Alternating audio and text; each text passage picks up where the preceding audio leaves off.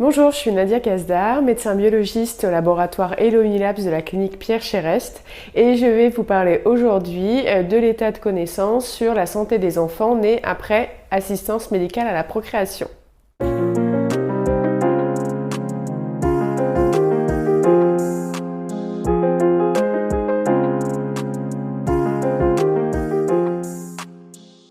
L'assistance médicale à la procréation regroupe un ensemble de techniques, principalement les inséminations intra-utérines, les fécondations in vitro et les transferts d'embryons congelés. Depuis ses débuts, la FIV a permis la naissance de plus de 8 millions d'enfants à travers le monde, comme répertorié par le Comité international de suivi des enfants nés après FIV en 2017, et plus de 400 000 enfants sont nés en France, soit un bébé sur 30. Il est très important de faire régulièrement le point sur les connaissances médicales connues sur la santé des personnes nées après assistance médicale à la procréation. Et avant de discuter de l'état des connaissances, il faut savoir que depuis le changement de politique de la plupart des centres de transférer un seul embryon, ce qui a favorisé les grossesses uniques, cela a progressivement effacé les complications que l'on rencontrait lors des grossesses multiples telles que les prématurités et les retards de croissance intra-utérins.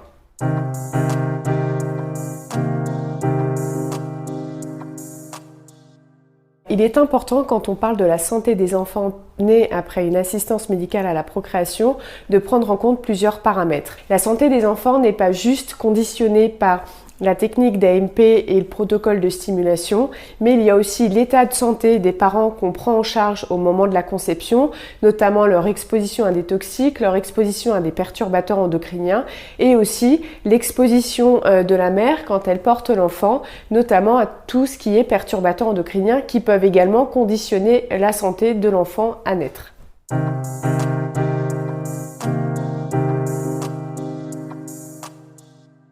Alors bien sûr, l'âge est un paramètre important à prendre en compte.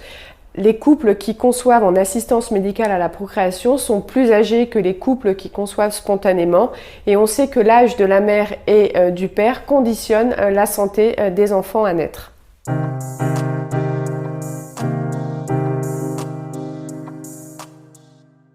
Alors, à part quelques études qui ont mentionné une augmentation légèrement accrue de la pression artérielle chez les enfants nés après AMP, les autres études sont très rassurantes concernant le taux de malformation congénitale qui est comparable à celui observé dans la population générale. Il n'y a non plus pas de surrisque de cancer chez l'enfant et au niveau du développement psychomoteur, que ce soit le développement cognitif ou le quotient intellectuel, il n'y a pas de différence observée entre les enfants nés après AMP et les enfants nés d'une grossesse spontanée.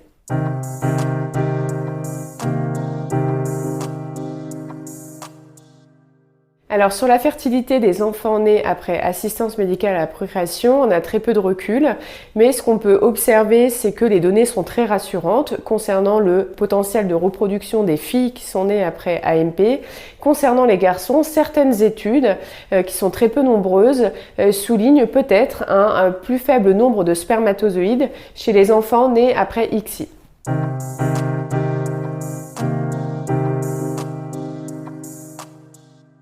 Alors en conclusion, les données sont rassurantes. Il va falloir bien sûr continuer les études pour confirmer ces résultats. Ce qu'il faut retenir, c'est qu'il a été difficile pour toutes ces publications de corréler la santé des enfants uniquement à la technique d'assistance médicale à la procréation, quand on sait qu'à côté, il y a de multitudes de paramètres qui peuvent conditionner la santé de l'enfant à naître.